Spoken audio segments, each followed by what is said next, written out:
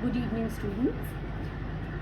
This is my video which I would like to share with you regarding my explanation for Act 3, Scene 2, which, as you people must be knowing, is the scene where Bassanio has to make a choice between the caskets and to decide whether he will be able to marry Portia or not.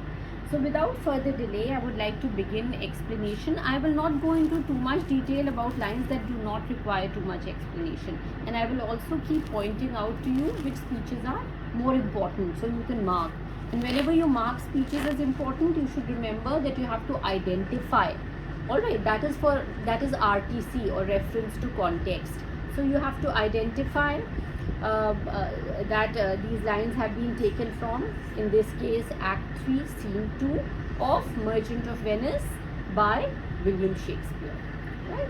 So this is how you will identify. Of course, you will identify the name of the speaker and the listener, if you can do that. So let me begin. This scene is staged in Belmont, and it is a room in Portia's house because Bassanio has been staying there with Portia and has come to make a choice and has come to try his luck, try his fortune, and to win Portia as his bride. You all know that Portia has had other suitors also, but she herself is in love with Bassanio, just as Bassanio is in love with Portia. So this is the time now when Bassanio has come to make his final choice. Enter Bassanio, Portia, Graziano, Nerissa, and attendants. So Portia is worried. She is nervous. Therefore she says, "I pray you, tarry, pause a day or two before you hazard. For in choosing wrong, I lose your company." So she is wanting him to stay on for a few more days. That is why she is asking him to stop, to wait on for some more time, to stop this time, and to forward this time a little bit, avoid a little time before he wants to make his final choice.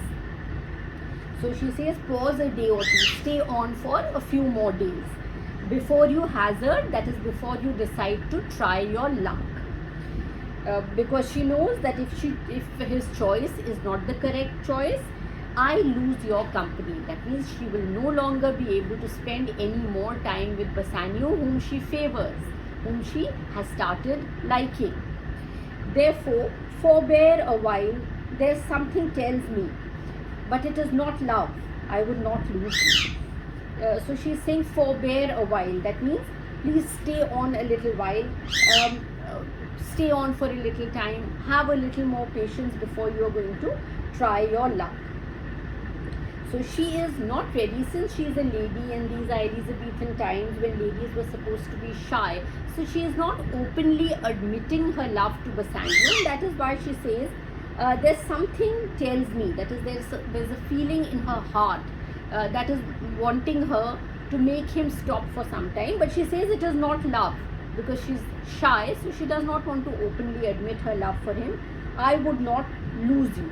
So she says that her gut feeling is that he will win, that she does not want to lose him. And you know yourself, hate counsels not in such a quality. Counsel means to give good advice. So she says that obviously these are fond feelings. These are not feelings of hatred, but very fond, very warm feelings that she has for Bassanio, because of which she is giving him this advice to stay on before he will make his final choice. But lest you should not understand me well, and yet a maiden hath no tongue but thought. So she's saying, she's trying to convey her true feelings of great affection, of love to Bassanio, without really admitting it with her own tongue. So she's a young woman, she's a maiden, and there are certain rules for her because of which she cannot speak openly, but she wishes that Bassanio will understand that she truly loves him, and that is why she is stopping him. And so she says, but lest you should not understand me well. Suppose Bassanio does not understand what her true feelings are, and she, being a maiden, being an unmarried woman, cannot very openly confess with her tongue that she loves him. I would detain you here some month or two before you venture for me. So she says if she had her own choice, she would detain she would let him stay on, not just for a few days but for a few months, before he is ready to choose between the caskets. And why would she do that? Why would she like him to pass a month or two?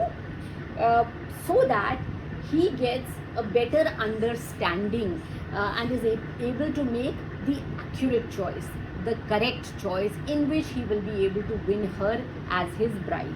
So she says, I could teach you how to choose right, but then I am forsworn. Forsworn means I have been asked to make a promise that she is not allowed to reveal the secret of the caskets to anybody, to any suitor, not even to someone that she favors. So otherwise she would have liked to hint to him, like to make him more aware of what the right choice will be, but she cannot do that because of the promise that she has already made. Forsworn, already promised in advance. So will I never be. So she says that is why she is she has promised that she will not break the promise, that she will not reveal the secret of the caskets to anyone. So may you miss me, but if you do, you will make me wish a sin that I had been forsworn. So she's saying she's hoping with all her heart that Bassanio is able to make the right choice, because if he makes the wrong choice, then he will not be able to marry Portia. Portia will have to get married to whoever else chooses the right casket, and that will be such a terrible situation for her if she is not able to get married to Bassanio, that she will feel great regret that she had taken this promise of not revealing the secrets of the casket. And in fact she will feel that it would have been better if she had broken her promise, which is a sin. Breaking a promise is a sin. So she says that if Bassanio is not able to make the right choice, she will sin by wishing that she had broken her promise and had revealed the true secret to Bassanio. Beshrew your eyes that they have overlooked me and divided me.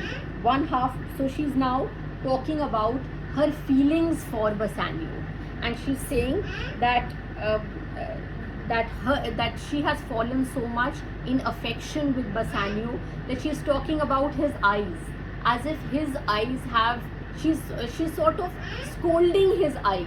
Beshrew his eyes means she's lovingly scolding his eyes and wishing something bad upon the eyes, because the eyes have cast a magic spell on her and caused her to fall so much in love with him. So she's saying, beshrew your eyes. She's scolding his eyes, that one half of me is yours.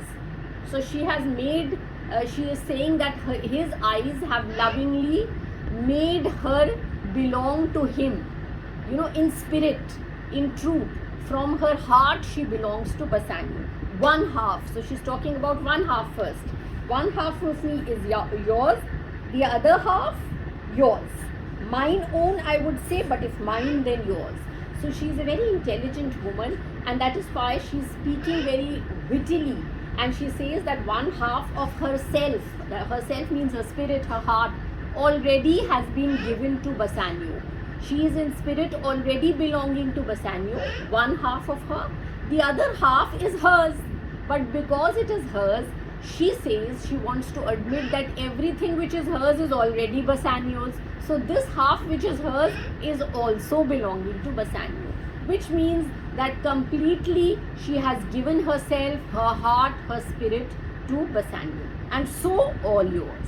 So she completely belongs to him because of her heart, which is filled with love for him. Then she laments the times, she laments the circumstance, she laments the situation against which she cannot go. So she says, oh, these naughty times, that these are very trying times, these are difficult times, these are bad times. Why? Put bars between the owners and their rights. So just now she has talked about how she has in her heart and her spirit given herself to Bassanio. So who's the owner? Bassanio is the owner of her heart, of her spirit, of her affection.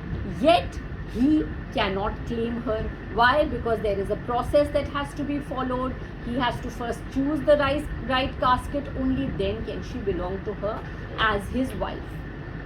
So she says that the situation is such, the times are such, that the owners cannot claim their rights. That is, Bassanio cannot claim Portia unless he wins her through the competition that has been set, through the casket contest which has been set.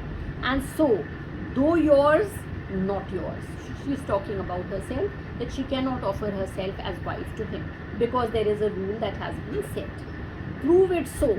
Let fortune go to hell. So she says, in truth, she wants to belong only to Bassanio. She wants to be only Bassanio's wife. But if that does not happen, prove it so. If it proves otherwise, if he is not able to win her, let fortune go to hell. That means it will be bad luck. It will be a case of bad fortune. But she will want to disregard bad fortune. She will feel very irritated by the bad fortune, by the bad luck that will fall on Bassanio, and she will curse fate, she will curse fortune for this bad luck. Let fortune go to hell for it, not I. So she says, I don't want to suffer the consequence of his bad luck. I speak too long. But then she realizes she has been speaking for a long time. It is the time for him to go ahead and make his choice. So she stops herself. But 'tis to peace the time. But she realizes that she's trying to buy more time. She's trying to steal as much time as she can with the man that she loves before there is a chance that she might lose him. To eke it and to draw it out in length, to stay you from election. So she wants to pull as many moments, precious moments of time between the two, because both of them love each other so much, before there is the risk that he is going to choose, and in that election there is always the possibility that he might choose the wrong casket and then she will be lost to him forever.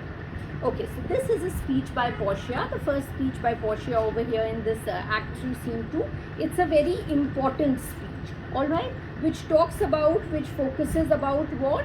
About the time that she wants to spend with him, how she confesses her love for him, how she feels that she already belongs to him as his wife, but both of them have to follow the rules that have been set by her father, and therefore they have to follow the ritual of choosing the right casket. It's an important speech. Please remember this is the gist of the speech, where she has talked about how she has already fallen in love with him and already belongs to him. So then Bassanio says that he wants to try out his luck. Let me choose, for as I am, I live upon the rack. Now what is important over here is just the meaning of rack. Rack is an instrument of torture that was used in earlier times. So he says that he does not want to risk just being with her without finding out the result. So he says he's tortured. As long as he does not know whether he will actually win Portia or not, he's tortured, he's tormented. So he does not want to go through that torture. He just wants to plunge in and try out his luck. So Portia says, upon the rack. So he says, okay, when he is going to choose, then she will be tormented at that time till the result comes out, till the outcome comes out. Bassanio then confess what treason there is mingled with your love. So then for a little moment of time, she's a little miffed. She's a little upset with Bassanio that she wants to buy time to be with him, but he is rushing for the choice. So she gets a little upset with him and says that maybe there is some betrayal in his love. Maybe his love is not true. That is why he does not want to spend enough time. So she asks, what treason there is mingled with your love. She's questioning Bassanio. And Bassanio quickly clarifies, none but that ugly treason of mistrust which makes me fear the enjoying of my love. There may as well be amity in life between snow and fire as treason and my love. So he says, I just have doubts. There is no treason. There is absolutely no betrayal. His love for her is very, very true. So he compares his love and betrayal to fire and snow. So he says, just as there can be no connection, no friendship between fire and snow, because when fire and snow come together, fire will melt the snow will not exist.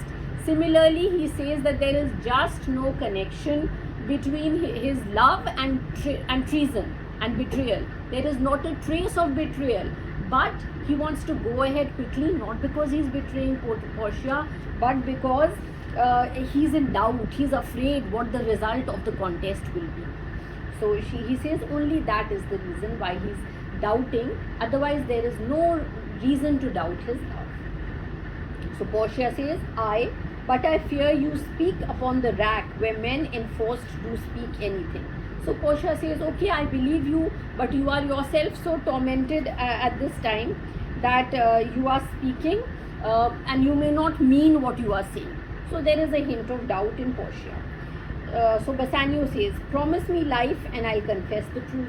So promise me life means when people were tormented and tortured, when they were put on the rack, that was in olden times an instrument of torture for generally people who were against the government, who were planning treason against the government. Such people were tortured so that they could confess their crime.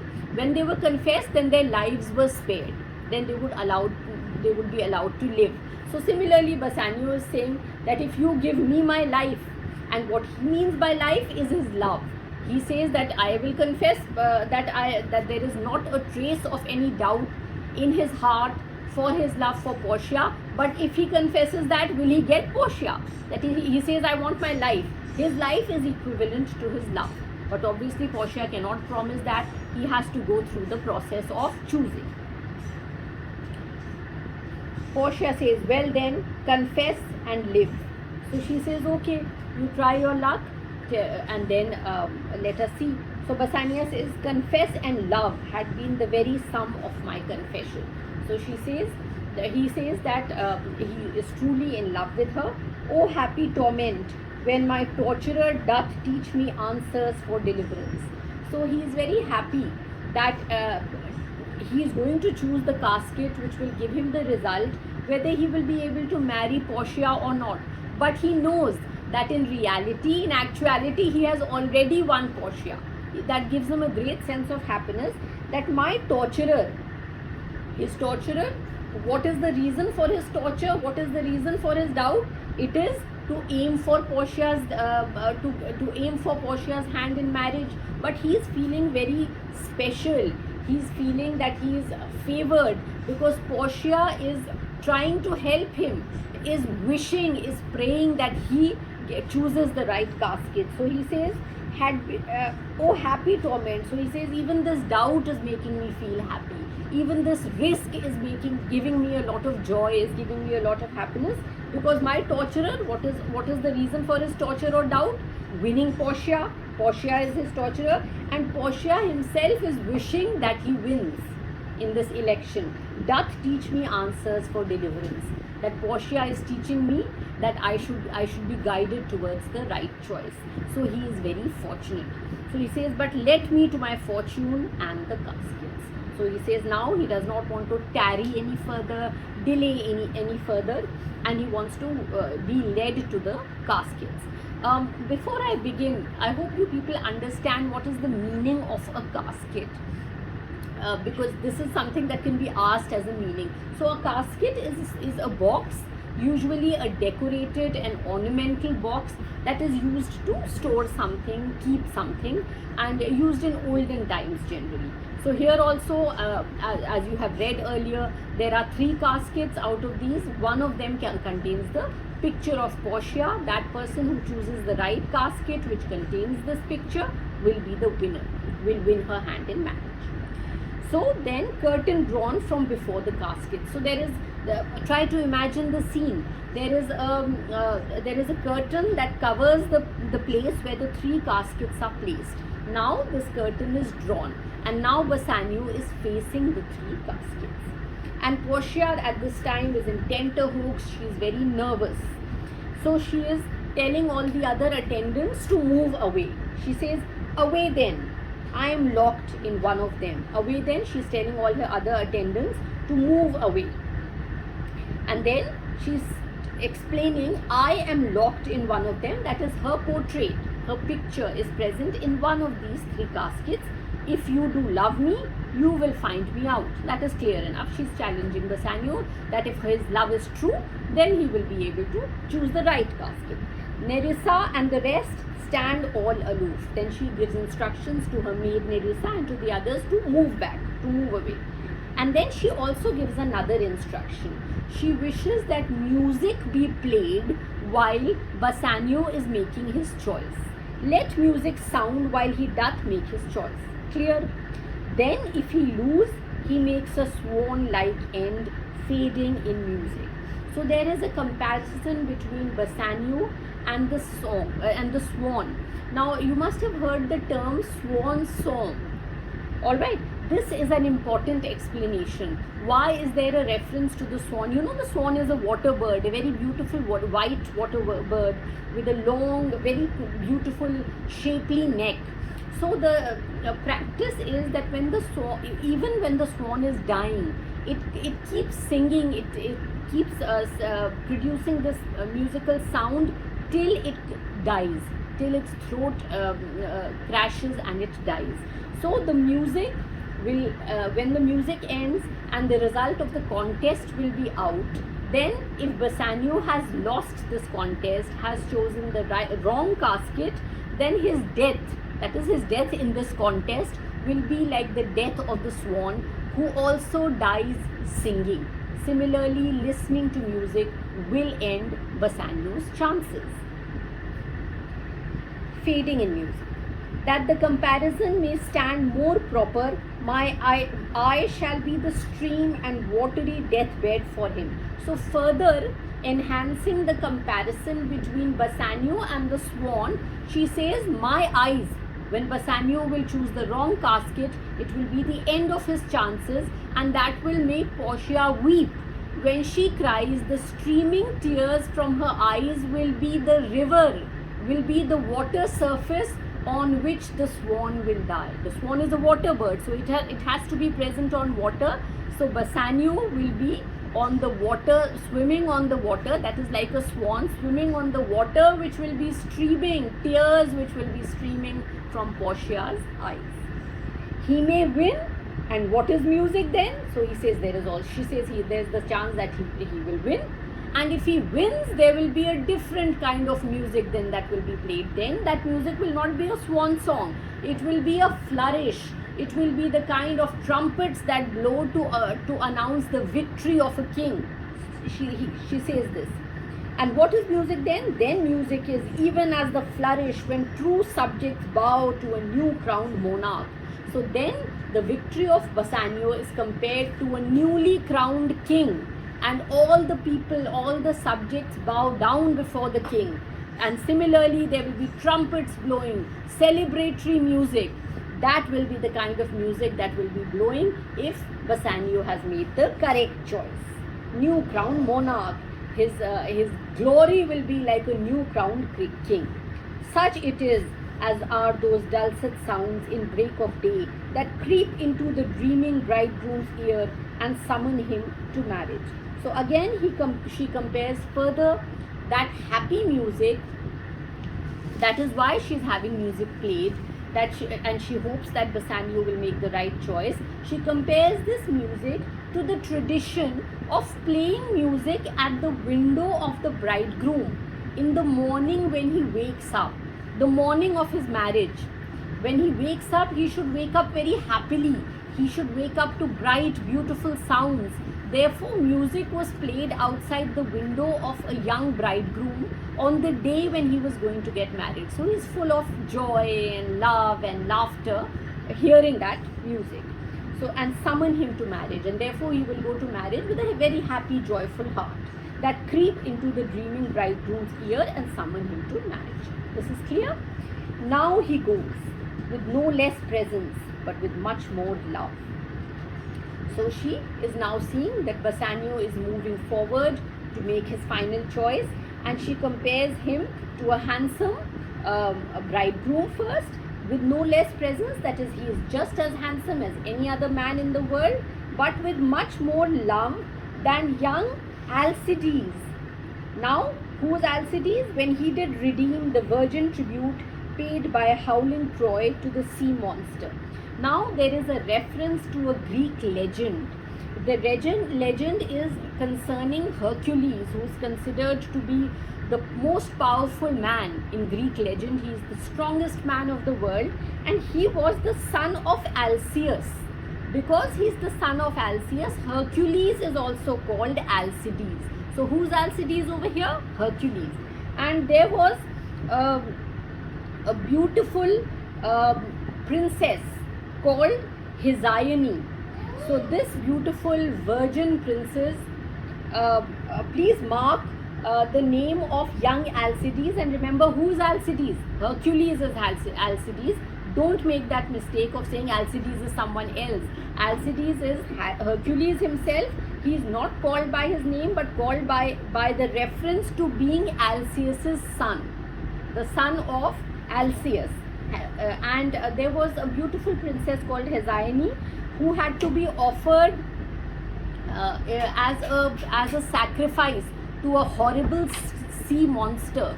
A beautiful virgin had to be offered as a sacrifice to the sea monster, and she was the daughter of the Trojan king, of the king of Troy. So the people of Troy were all very sad that this beautiful princess is going to be offered as a sacrifice to the sea monster. So there was an award that was being offered to anybody who will be able to save this princess, and Hercules was able to save her. Let me read these lines, and then I will explain further. The virgin tribute paid, that is the tribute of Princess Hesione, paid by howling Troy. All the people of Troy were howling, were crying, were heartbroken to the sea monster. I stand for sacrifice. The rest aloof are the Dardanian wives. With bleared visages come forth to view the issue of the exploit. So the prize that had been offered was of these beautiful horses that will be given to anyone who will be able to save Princess Hesione.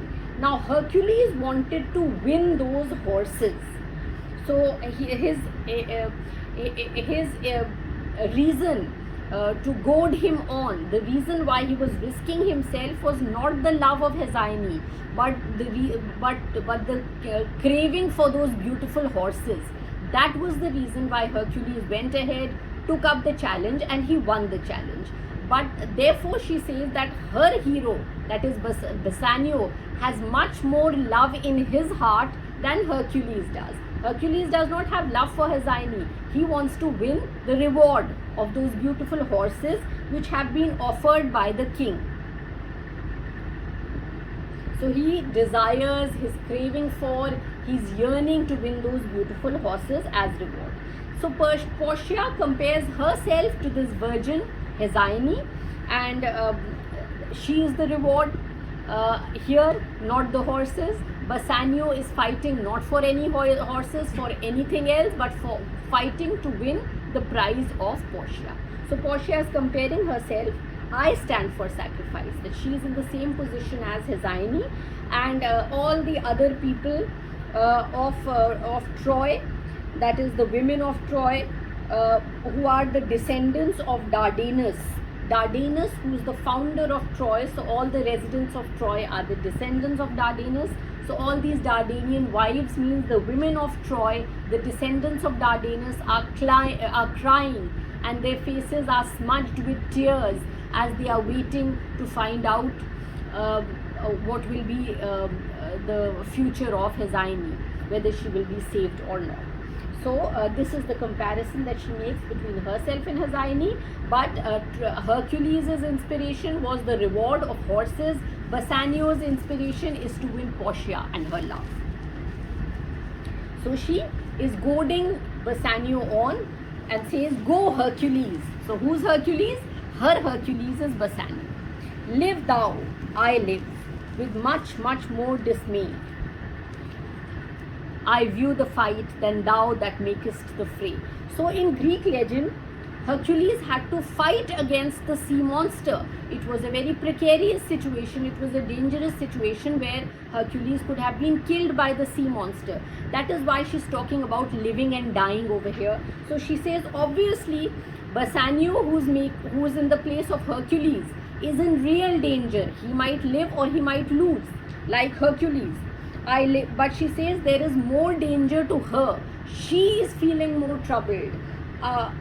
With much more dismay, she is feeling the danger even more acutely.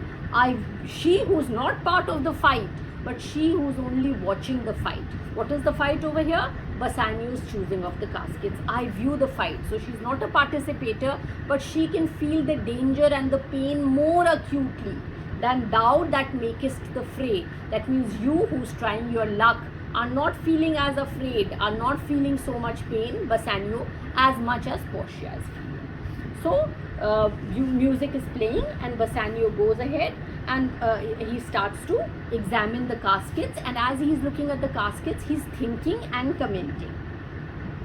So there is a song that is played. Now because